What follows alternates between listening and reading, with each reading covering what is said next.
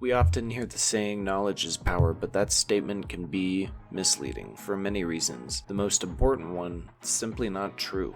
Today we're going to talk about where true power is and, more importantly, how to get there. Knowledge is information. It's data, facts, theories, ideas.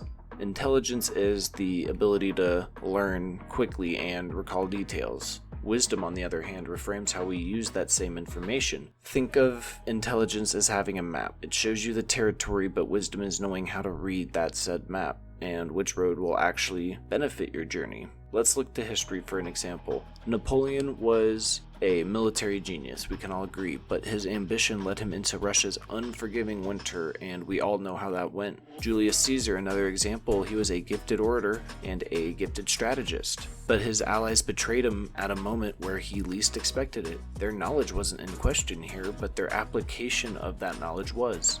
They lacked wisdom. We can even see this happen in pop culture. We can see this happen with a movie like Good Will Hunting. Will Hunting is extraordinarily smart, but he is stuck. Only when he confronts his fears and he accepts mentorships does he learn to apply his intelligence in meaningful ways, choosing to embrace emotional growth and relationships over empty victories.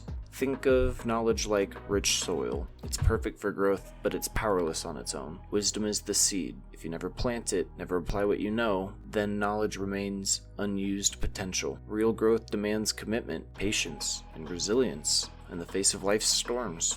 So how do we ensure our knowledge becomes power? Well, we can transform our knowledge into wisdom with these 3 vital steps. Number 1, reflect on your experiences. Information doesn't become wisdom until you connect it to real-life lessons. Analyze your successes and your failures. Uncover the insights hidden within both.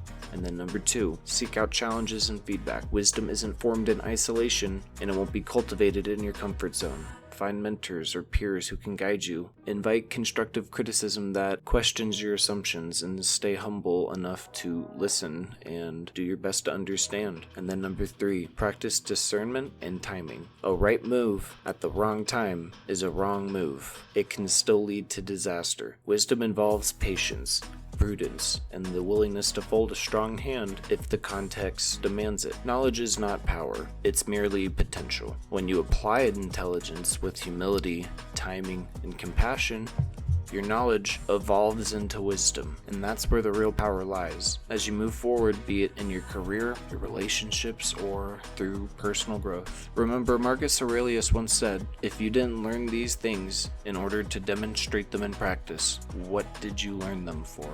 Your greatest asset isn't how much you know, but how well you use what you know. Like always, until next time, make wise choices.